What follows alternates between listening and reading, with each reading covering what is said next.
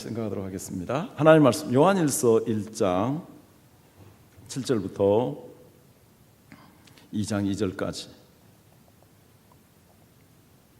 요한일서 1장 7절부터 2장 2절까지 같이 한 목소리 읽도록 하겠습니다. 그가 빛 가운데 계신 것 같이 우리도 빛 가운데 행하며 우리가 서로 사귐이 있고 그 아들 예수의 피가 우리를 모든 죄에서 깨끗하게 하실 것이요, 만일 우리가 죄가 없다고 말하면 스스로 속이고 또 진리가 우리 속에 있지 아니할 것이요, 만일 우리가 죄를 자백하면 우리 죄를 사하시며 우리를 모든 불의에서 깨끗하게 하실 것이요, 만일 우리가 범죄하지 아니하였다고 하면 하나님을 거짓말하는 이로 만드는 것이니 또한 그의 말씀이 우리 속에 있지 아니하리라. 나의 자녀들아, 내가 이것을 너희에게 쓰면 너희로 죄를 범하지 않게 하려 함이라. 만일 누가 죄를 범하여도 아버지 앞에서 우리에게 대언자가 있으니 곧 의로우신 예수 그리스도시라. 그는 우리 죄를 위한 화목제물이니 우리만 위할 뿐 아니요 온 세상의 죄를 위하심이라. 아멘. 한 두어 달 전에 정확하게 이 본문을 가지고 말씀을 전한 적이 있습니다. 근데 오늘은 좀 더 다른 관점에서 이 말씀을 같이 나누도록 하겠습니다. 힐링이라는 말이 요즘에 매우 유행하고 있습니다. 그래서 산에 갔다 왔는데 힐링이 되었다, 친구에서 무슨 모임을 가졌는데 힐링이 되었다, 게임을 가졌는데 힐링이 되었다, 수다를 열심히 떨었는데 힐링이 되었다. 그래서 힐링이라는 말을 그렇게 쓰고 있습니다. 그러나 우리가 성경에서 말씀하고 있는 힐링은 죄에 대한 자백이 없이는 불가능한 것입니다. 왜냐하면 인간의 모든 문제의 근원, 그 뿌리는 죄와 관계된 것이기 때문입니다. 그런데 한 영국의 심리학자는 이런 말을 했습니다. 21세기에 인간은 더 이상 죄책으로 말미암아 괴로워하지 않는다. 20세기를 건너고 21세기를 되면서 이제 죄책으로 말미암아 괴로워하지 않는다. 이제 죄에 대해서 생각하지 않는 것입니다. 죄에 대한 어떤 원칙과 규범들까지도 인정하지 않는 것입니다. 예를 들어서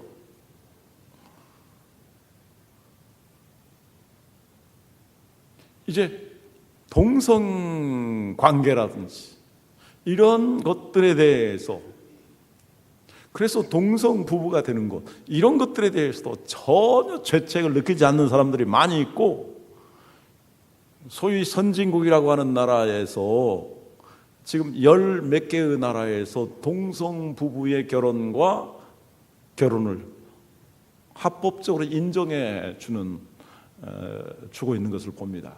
그리고 틀림없이 세기 말이기 때문에, 말씀이 끝이 되어가기 때문에 그러한 현상들은 더 많이 나타날 것입니다.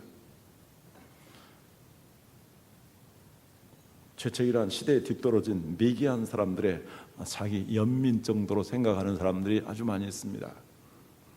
T.S. 엘리어트가 칵테일의 파티라는 책에서 이런 이야기를 하고 있습니다. 어떤 여인이 도덕적인 죄책 때문에 괴로워해서 더 이상 견딜 수가 없었습니다. 그래서 정신과 의사를 찾아갔습니다. 그리고 상담했습니다. 근데 정신과 의사가 이렇게 질문합니다. 당신은 어렸을 때 부모와 함께 자라면서 당신의 부모와 당신의 가족들은 죄에 대해서 어떻게 생각했습니까? 그 여자분이 이렇게 대답합니다. 우리 집에서는 죄라는 것은 전혀 생각하지도 않았습니다. 죄라는 것은 정신건강에 해롭기 때문에 무시하는 방향으로 갔습니다. 그런데 저는 말입니다, 제 마음속에 있는 불결한 느낌과 제 잘못에 대한 뉘우침, 수치감, 이런 감정들을 숨길 수가 없습니다. 그래서 나는 이것으로부터 해방되지 못하고 괴로워서 내 심신이 쇠약해져 가고 있습니다. 자, 엘러트가 하고자 하는 이야기는 무엇이겠습니까? 인간은 죄로부터, 그리고 그 죄책으로부터 결코 도피할 수 없다라는 것입니다. 사람들은 오늘날 힐링이라는 말도 그렇게 매우 광범위하게 그냥 대수롭지 않게 설명을 하고 있습니다만 죄에 대해서도 그렇게 심각하게 생각하지 않고 있습니다.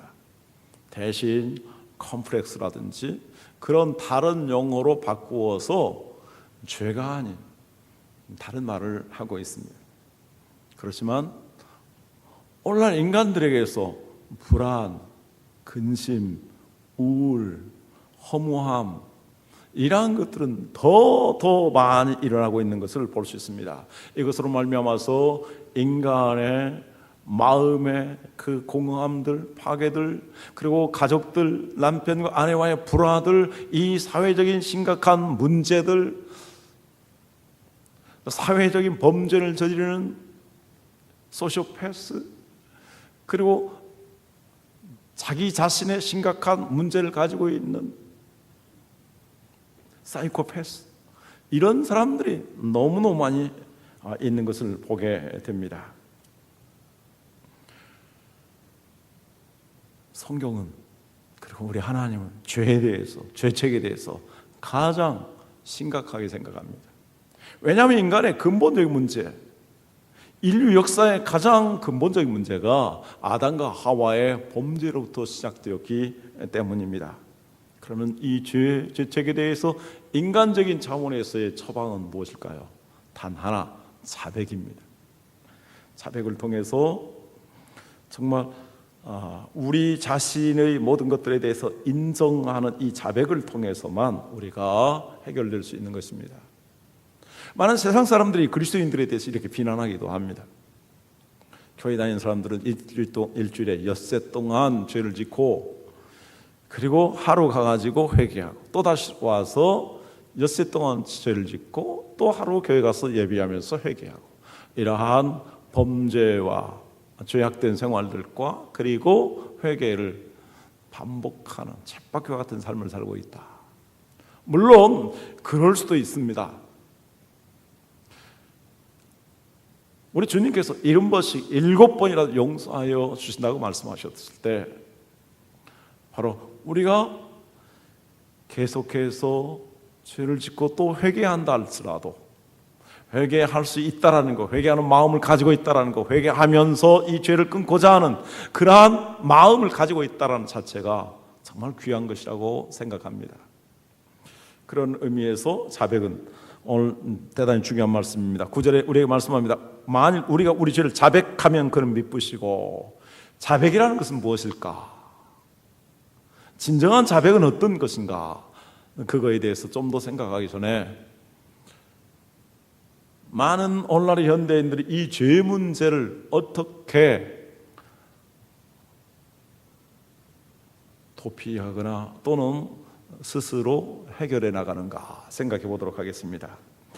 첫 번째는 사람들이 은폐를 합니다. 범죄를 하고 나서 죄를 숨기려고 합니다. 자기의 죄책을 숨기려고 하는 것은 바로 그 죄로 말미암아서 마음속에 있는 고통에서부터 해방되고자 하는, 스스로 해방되고자 하는 그러한 것들입니다. 우리 한국에 이런 기사가 실렸었습니다. 어느 술집 여인이 음독 자살하게 되었는데 이 여인을 사랑하는 어떤 청년이 있었습니다. 그가 구원을 했습니다. 그런데 그 청년은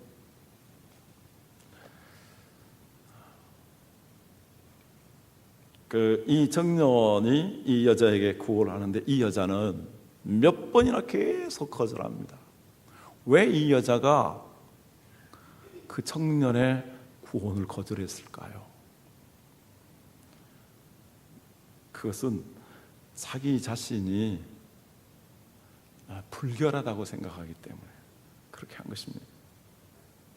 근데 너무나 끈질기게 구걸을 하는데 이 청년의 아버지를 드디어 만나서 이제 결국은 결혼하기로 만나기로 작정하고 또 결혼하기로 작정하고 그 청년의 아버지를 만나기로 했습니다. 드디어 아버지를 만났습니다. 그런데 이게 웬일입니까? 그 아버지가 바로 자기가 관계했던 사람이었습니다. 그래서 이 여자는 그 아버지를 보고 죄책감에 사로잡혀서 그런 자살을 하고 말았습니다. 죄 숨겼습니다. 숨기고 살았습니다. 어떤 면에서는 자기 자신이 당신과 결혼할 수 없는 그런 사람이다라고 사실 말을 했다면 그 아버지를 만나지 아니할 수 있을 것이고 그런 끔찍한 자살로 가지 않았을 것입니다만 은폐가 근본적인 해결이 아니라는 것을 우리에게 가르쳐 주고 있습니다. 성경 우리에게 이렇게 말하고 있습니다. 죄가 너희를 정녕 찾아낼 줄 알라. 민수기 23장에 있는 말씀입니다. 죄는 끝까지 우리를 따라다닙니다. 그리고 그 죄가 우리를 추적하게 됩니다. 이 세상에서 그 죄는 들통나기 마련인데 또 법적으로도 검찰이 경찰이 계속 추적을 하고 수많은 사람들의 소문이 눈잎길이 추적을 합니다. 그래서 죄는 사람들의 그 죄를 지은 사람을 계속 추적해 나가는 것입니다. 그런데 이 세상에서 드러나지 아니할 수도 있습니다. 그러나 그 죄에 대한 하나님의 심판은 결코 피할 수 없습니다. 그러므로 사람은 죄를 은폐해서는 안 됩니다. 성경에 나타난 인물, 예를 들어서 다윗이 있습니다. 그는 간음죄를 저질렀습니다. 살인죄를 저질렀습니다. 사람은 속였어도 하나님은 속일 수 없었습니다. 그래서 그는 하나님의 책망을 받게 되었고, 그가 만약 일찍이 자백했더라면 그 몸의 아픔 그리고 질병으로 인한 정말 고통, 그리고 자녀들에게서 일어나는 그런 심각한 문제들, 그 이후에 나타난 수많은 내전의 문제들, 반역의 문제들, 자녀가 성폭행을 하고 그 형제를 성폭행하고 그리고 죽이고 그리고 반역하고 이러한 일들은 생기지 않았을 것입니다. 죄는 더 이상 은폐할 수 없습니다. 은폐한 그 결과는 더 치명적인 것입니다. 두 번째, 사람들은 죄를 전가합니다. 그 죄책을 다른 사람에게 전가합니다. 그것은 처음에 아담과 하와가 사용했던 방법입니다. 하나님이 아담에게 물었습니다. 아담은 말합니다. 당신이 만들어 주셔서 나와 함께한 이 여자가 주어서 내가 선악과를 따먹었습니다. 전가를 시킵니다. 하와에게 묻습니다. 너는 왜 먹었느냐? 뱀이 주어서 먹었습니다. 전가를 시킵니다. 우리 자신들도 이렇게 전가를 시키려고 하는 경향이 있습니다. 내 탓이 아니라 내 탓이다. 이렇게 다른 사람에게 전가를 시키는 것입니다. 성경에 보면 이러한 사건이 등장합니다. 현장에서 간음을 하다가 유대인들, 바리새인들의 손에 붙잡혀 왔습니다. 그리고 그 유대인들은 예수님에게 올무를 놓기 위해서 율법은 이러한 자들을 돌로 치라고 했는데 자비를 강조하는 당신은 어떻게 하겠습니까? 거기서 나타난 놀라운 사실 중에 하나는 남자와 여자가 똑같이 간통했는데 남자의 죄는 묻지 않냐고 남자의 죄까지 여자에게 다 뒤집어 씌워서 그 여자를 돌로 쳐서 죽이려고 하고 예수님까지 시험에 빠지게 하려고 하는 그런 모습을 보게 됩니다. 죄를 전가하는 것은 비양심적인 것이고 비겁한 일입니다. 그리고 그것은 용서받을 수 없는 그러한 잘못입니다. 두 번째, 자기 합리화입니다. 쉽게 말하면 이런 이야기입니다. 내가 잘못해야 했지만 다른 사람들도 똑같이 실수하지 않는가? 결국 모든 사람들이 다 하는데 나만 그렇게 정죄하고 나만 죄책감을 가질 수 있겠는가 하는 것입니다. 미국 조지아 남부에서 이런 실화가 있었다고 합니다. 어떤 중년 남자가 술을 먹고 집에 들어왔습니다. 아내와 다투게 되었습니다. 너무나 화가 났습니다. 화를 다스리지 못하고 그는 자동차를 몰고 가게 되는데 자동차가 앞에 집을 향해서 있기 때문에 그는 자동차를 후진 기어를 넣고 악셀을 밟아서 뒤로 달렸습니다. 달려서 이제 앞으로 가려고 하는데 그 3살짜리 아이가 아버지를 따라오다가 그 차에 깔려서 죽은 것이었습니다. 그는 괴로워했습니다. 여보시오, 그러한 실수는 당신만 하는 것이 아니라 세상에서도 일어날 수 있는 것이기 때문에 당신 너무 상심하지 마십시오 라고 한다고 해서, 이렇게 합리화시킨다고 해서 이 사람의 마음이 결코 평안할 수 있겠습니까? 결코 그렇지 못합니다. 성경이 베드로가 사랑하는 예수님을 부인했습니다. 그때 베드로에게 내가 왜 부인했느냐? 아니 다른 제자들도 다 부인했는데 나만 부인하지 말라는 법이 어디 있겠습니까? 만약 이렇게 합리화한다면, 그가 합리화 생각을 했다면 그 마음이 아팠겠습니까?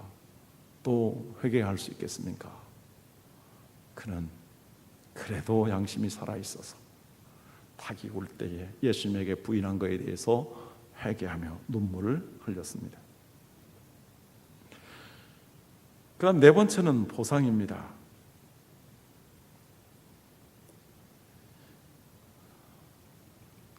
절에 열심히 다니는 사람들이 있습니다. 옛날에 우리나라의 전직 대통령 중에 한 분도 정말 광주에 어마어마한 민주화 운동을 하는 사람들을 억압하고 피 흘리게 만들었습니다. 그리고 대통령이 됐습니다. 그리고 저 백담사 절간에 들어가가지고 거기에서 선행을 한다고 해서 이제 농장에서 감자 농사를 짓고 감사 캐는 그런 일을 했습니다. 정말 그렇게 선행을 하면 그 죄악들이 사라지는 것이겠습니까? 불교에서는 그 선행을 많이 함으로 인하여서 그 죄책이 사라진다 이렇게 강조하기도 합니다. 이러한 모습은 성경에 나타난 사두개인들의 모습입니다. 사두개인들은 도덕적으로 아주 개방적인 사람들이었습니다. 나라를 등진 사람들입니다. 죄를 아주 많이 지은 사람들인데 그 사람들은 죄를 많이 지었지만 그럼에도 불구하고 바로 기도하기도 잘 했습니다. 그리고 11조도 잘 냈습니다. 그들은 시나고그라는 회당에 잘 모여서 이렇게 종교 생활을 열심히 합니다. 어쩌면 너무 죄를 많이 지었기 때문에 그들은 그 죄를 해결하기 위해서 열심히 이렇게 회당에 참여하고 열심히 봉사하고 열심히 선행을 하면 또 11조도 내면 그 율법에 의해서 하나님께서 보상해 줄 것을 기대하지 않았겠는가. 그러나 보상으로서 죄의 문제는 결코 해결이 되지 않습니다. 어떤 사람들은 자학을 합니다. 그래서 자기 자신에 대해서 학대를 합니다. 잘못을 저질러 놓고 막 자기 가슴을 치는 사람, 자기 머리카락을 쥐어뜯는 사람, 그리고 금식을 하면서 고행을 하는 사람, 이 사람들은 자기 자신의 잘못에 대해서 바로 괴로움을 더하게 하는 자기 학대를 하는 사람이라고 할 수 있겠습니다. 현대 정신의학의 원조라고 불리는 프로이트가 무의식의 세계에 대해서 관심을 갖게 된 아주 중요한 계기가 있었다고 합니다. 그는 어떤 젊은 여자 한 사람을 만났습니다. 온몸의 반 정도가 마비가 되었습니다. 그런데 그 원인을 알 수가 없었습니다.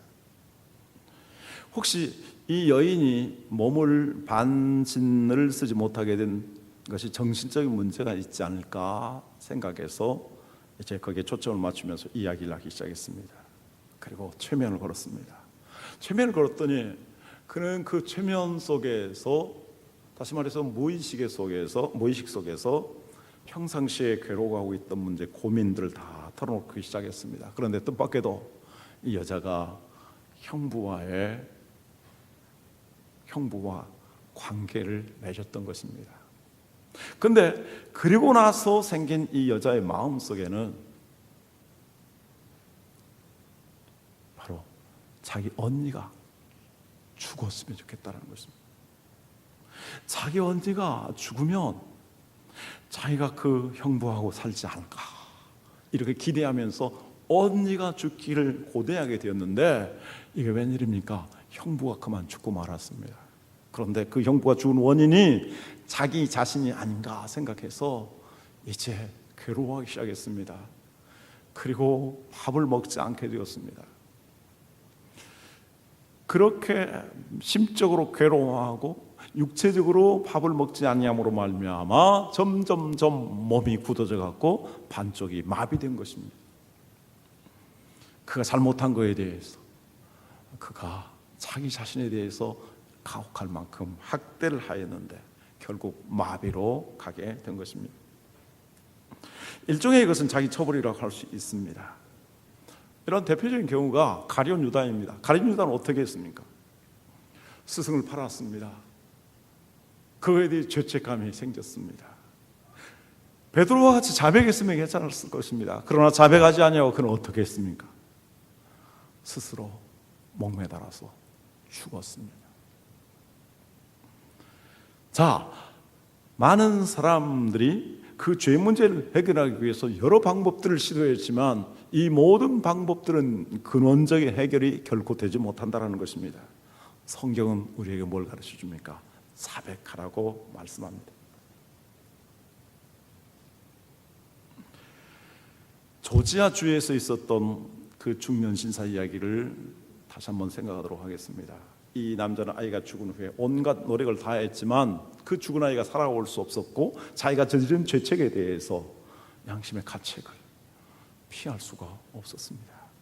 그래서 그는 직장을 그만두었습니다. 그는 도무지 일할 수 없었습니다. 방황했습니다. 술을 마셨습니다. 어디 가서도 이 자책감 속에서 벗어날 수 없었습니다. 그런데 어느 날 교회당에서 들려오는 종소리, 귓속을 파고 들었습니다. 그래서 종소리가 나는 곳으로 찾아갔습니다. 그리고 거기 가서 예배를 했습니다. 때마침 하나님의 용서라는 메시지를 전하였습니다. 예수 그리스도께 십자가에 못 박혀 죽으셨는데 무조건 다 하나님은 용서해 주신다는 것입니다. 그 하나님께서는 우리의 죄가 어떠한 것이든지 다 용납하여 주시고 예수 그리스도의 피로서 깨끗이 씻어주시고 용서하여 주신다라는 복음을, 무조건 다 용서해 주신다라는 것, 그 복음을 그는 듣고 그 복음을 받아들이기로 했습니다. 그리고 나서 그는 새로운 사람이 되었습니다. 죄책감에서 벗어날 수 있었습니다. 대신 그는 이제 수많은 사람들, 그는 보이스카우트 운동에 열심히 헌신을 했습니다. 저는 잘 모릅니다만 보이스카우트 역사에 있어서 이 사람처럼 정말 기념비적인 괄목할 만한 업적을 남긴 사람이 흔치 않다고 할 정도로 엄청난 헌신했습니다. 훗날 그에게 물었습니다. 당신 혹시 그 아들이 죽은 그것 때문에 이렇게 이 아이들을 위해서 수고하고 헌신하신 것입니까? 그 죄 문제를 해결하기 위해서 그런 것입니까? 결코 아닙니다. 나는 죄 문제를 해결받기 위해서 그렇게 한 것이 아니라 나는 이미 죄 문제를 예수 그리스도로 해결을 받았습니다. 이제 죄 문제를 떠나서 내가 할 수 있는 가장 귀한 일이 무엇이겠는가 생각했을 때 우리 아들과 같은 아이들을 돌보며 정말 그들에게 꿈과 희망과 믿음을, 소망을 심어주는 것이 가장 중요하다고 생각해서 나는 이 일을 위해서 기쁨으로 동참합니다. 그는 정말로 예수 그리스도 앞에 자기의 죄를 자백하였고 그리스도의 보혈을 의지하였고 그리고 그는 새로운 삶을 살아가게 됐고 그래서 그는 올바른 길을 선택한 것입니다. 그러면 성경에서 자백이라고 할 때 이 자백은 무엇일까요? 만일 우리가 우리 죄를 자백하면 이렇게 말씀하고 있습니다. 이 자백이라는 단어는 두 개의 전치사가 합해진 것입니다. 무엇과 함께라는 말과 그리고 말하다라는 말이 결합되었습니다. 우리나라에서도 힐링 캠프라는 TV 프로그램이 있습니다. 거기 힐링 캠프의 중요한 그 개념은 자기의 삶의 우여곡절, 애환 이러한 것들에 대해서 이야기를 하도록 합니다. 그래서 그러한 이야기를 함으로 인하여서 때로는 그에 대해서 공감해주고, 때로는 그에 대해서 이해해주고, 그리고 때로는 격려해주고 함으로 인하여서 그러한 과거에 얽혔던, 응어리졌던 상처들 이러한 것들에 대해서 치유를 받고 회복한다고 해서 힐링 캠프라고 말을 합니다. 그래서 세 사람, 제가 알기로는 세 사람, 제가 2번 봤거든요. 2번 봤는데 누구 본 줄 아시나요? 박근혜 씨하고 문재인, 이 2분 힐링 캠프 나왔을 때 보았습니다. 왜냐하면 이 2분의 지도자들이 될 사람들, 대통령 될 수 있는 사람들에 대해서 어떠한 삶을 살았는가. 그래서 거기서 누구누구와 함께 자기에 있었던 것들에 대해서 이야기를 합니다. 이제 거기에서는 그러한 힐링 캠프를 이야기하는데, 성경에서 말씀하고 있는 자백이라는 것은 누구누구와 함께, 누굽니까? 바로 우리 하나님이십니다. 그래서 우리 하나님 앞에 진실되고 정직하게 사실대로, 나는 이런 사람입니다, 나는 이러한 잘못을 했습니다, 나에게는 이러한 문제가 있습니다, 네, 근원적인 잘못이 있습니다, 옛날부터 받았던 상처가 있습니다, 나에게 습관적인 문제들이 있습니다. 이러한 것들에 대해서 하나님 앞에 진실되게 솔직하게 말하는 것입니다. 그런데 여기 말한다고 했을 때 단순히 입술로만 말하는 것을 의미하지 않습니다. 성경에서 우리에게 보여주셨듯이 거기에는 결혼한 결단을 포함한 말을 말하고 있습니다. 물론 결단을 한 다음에 또 넘어질 수는 있습니다. 그러나 거기에 말하는 것은 단순히 사실 이야기하는 것이 아니라, 내가 이러이러한 잘못을 했는데 내가 이러한 일을 하지 않기를 원합니다, 이 잘못에 대해서 덮어주시고 용서해 주실 뿐만이 아니라, 이제 나는 이렇게 하지 않기를 원하는데 나에게 이렇게 하지 아니할 수 있는 은혜를 또는 힘을 또는 방법을 가르쳐 주십시오, 이렇게 말하는 것이 바로 진정한 자백이라는 의미입니다. 주님, 내가 이러한 잘못을 저질렀습니다. 그런데 주님, 이제 이러한 일을 다시 하지 않기를 원합니다. 주님, 우리를 도와주시길 원합니다. 그래서 그 다음에, 자백 다음에 무슨 이야기를 하고 있습니까? 자, 2장 1절 2절 가면 우리가 죄를 범하지 않게 하기 위해서 이런 말씀을 가르쳐 주지만, 그럼에도 불구하고 만일 누가 죄를 범하여도 우리가 자백을 한 다음에 죄를 범할 수 있습니다. 죄를 범한 다음에도 우리를 도와주실 분이 있는데, 그 도와주시는 분이 바로 우리 대언자 보혜사와 같은 우리 예수님이다 라고 말씀하고 있습니다. 이 부분에 대해서는 내일 어린아이들도 참여할 텐데 좀 어린아이들에게 맞게 쉽게 좀 설명을 할 것입니다. 오늘은 2장까지 가지 아니할 텐데요. 그래서 다시 말씀드려요. 자백은 나의 잘못을 솔직히 자백하는 것이고, 다시 그렇게 하지 않기를 원합니다. 그리고 내가 그것을 이길 수 있는 은혜를, 힘을 주십시오. 이 죄를 이길 수 있는 힘은 크게 2가지입니다. 하나는 예수 그리스도의 보혈의 은총, 그 보혈의 그 능력을 의지하는 것입니다. 정말로 나의 그 죄를 위해서 예수님께서는, 하나님의 아들이신 예수님께서는 이 땅에 내려오셔서 죄인으로 취급을 받았고, 십자가의 가장 지옥적인, 가장 고통스러운 그 형벌을 머리와 손과 발에, 가슴에 다 받으신 것입니다. 우리를 사랑하신, 우리의 죄를 용서하여 주시기 위한 그 주님의 뜨거운 열정, 그것이 주님이 십자가를 지게 하셨습니다. 주님, 나의 죄 때문에 하나님 아들 예수님께서, 죄 없으신 주님께서, 존귀하신 하나님께서 이렇게 고난을 받으셨군요. 그 보혈의 십자가의 은총을 기억하는 것입니다. 그리고 더 나아가서 보혜사 성령 하나님의 도우심을 구하는 것입니다. 하나님, 그 죄를 이길 수 있는 은혜를, 힘을 더하여 주시옵소서. 이렇게 기도할 때 하나님께서 우리에게 큰 은혜를 베풀어 주실 줄 믿습니다. 자, 이렇게 했을 때 하나님께서는 우리에게 어떻게 하십니까? 그는 미쁘시고 의로우사 우리 죄를 사하시며 우리를 모든 불의에서 깨끗하게 하신다라고 말씀합니다. 미쁘시고, 그것은 믿을 수 있는 분이시라는 말씀입니다. 그래서 예수님은, 우리 하나님은 우리가 모든 것을 믿을 수 있습니다.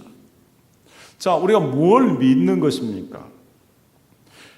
구약 성경에서, 그리고 예수님께서 하신 성경의 가장 중요한 약속은 우리의 죄를 위해서 메시아가 오실 것이고, 그가 우리의 죄값을 위해서 다 그 값을 치르신다. 그 보혈의 은총, 그 보혈의 능력을 믿으면 우리의 모든 죄를 다 사하여 주신다라는 그 하나님의 약속에 대해서 하나님은 믿을 수 있는 분이다, 미쁘신 분이다, 그런 말씀입니다. 그리고 의로우사 그랬습니다. 그냥 터무니없이 입으로만 어떤 대가도 지불하지 아니하고 어떤 공로도 세우지 아니하고 그냥 우리의 죄를 의롭다, 우리의 죄를 사하여 주시고 의롭다고 하시는 분이 아니라 반드시 죄의 문제를 해결해 주시고 죄값을 치르게 하시고 우리를 의롭다 하신다는 것입니다. 거저 용서해 주시는 것이 아닙니다. 김현희 같은 사람, 칼기에 탄 사람들을 폭파해서 죽이게 만들었죠. 노태우 대통령이 특별 사면을 했습니다. 그러나 그는 대통령이 가진 권한으로만 사면을 한 것입니다. 그러기에 많은 사람들이 거기에 대해서 항의도 하고 데모도 했습니다. 북한에 간 임수경은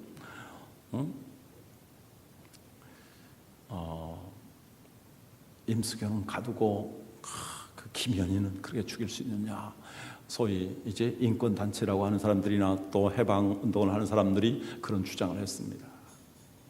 그러나 우리 하나님, 우리 예수님께서는 의로우신 분입니다. 예수 그리스도를 통해서 우리가 져야 될 모든 죄값을 다 대신 지불하신 것입니다. 하나님의 약속에 대해서 신실하시고, 그리고 그 죄 문제에 대해서 확실하게 대가를 지불하신 미쁘시고 의로우신 그분이 우리의 모든 죄를 다 용서하여 주신다, 이렇게 말씀합니다.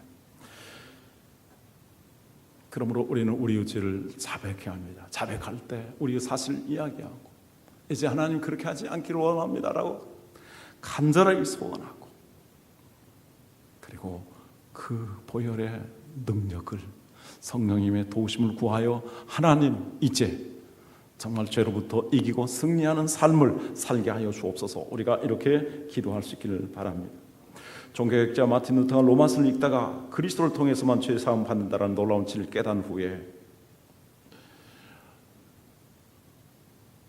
그 다음에도 이 죄책은 망령처럼 계속 그를 괴롭혔다고 합니다. 어느 날 말씀 묵상하다 잠이 들었습니다. 꿈에 사탄이 나타났습니다. 그리고 루터가 범한 모든 죄를 쓰기 시작했습니다. 죄를 조목조목 어렸을 때부터 루터가 어른이 되고 성직자가 되기까지 지은 죄들을 다 써놨습니다. 그리고 말합니다. 내가 이러한 죄를 저지르고도 네가 죄가 없다고 말할 수 있겠으며 네가 죄로부터 자유로울 수 있겠는가 하고 사탄이 정죄를 합니다. 그럴 때 갑자기 성경 한 구절이 떠올랐습니다. 바로 요한일서 1장 7절 말씀입니다. 우리 같이 한번 읽도록 할까요? 요한일서 7절 말씀. 그가 빛 가운데 행한 같이 우리도 빛 가운데 행하면 우리가 서로 사귐이 있고 그 아들 예수의 피가 우리를 모든 죄에서 깨끗하게 하신 것이요. 그는 사탄에게 소리를 쳤습니다. 그렇다, 이 모든 죄를 내가 졌다, 내가 인정한다. 그러나 우리 하나님은 이 모든 죄를 그리스도의 피로써 깨끗하게 하셨음을 나는 믿고 선언한다. 이것이 마틴 루터의 일기 가운데 나오는 이야기입니다. 나는 이제 죄로부터 자유하고 나는 예수 그리스도로부터 정결하게 되었음을 스스로 느낀다. 그는 담대히 일어섰습니다. 벌떡 일어났습니다. 그리고 그는 종교개혁을 계속 추진하였고 하나님의 도우심을 입어서 이 일을 바로 승리로 이끌었습니다. 기도하겠습니다.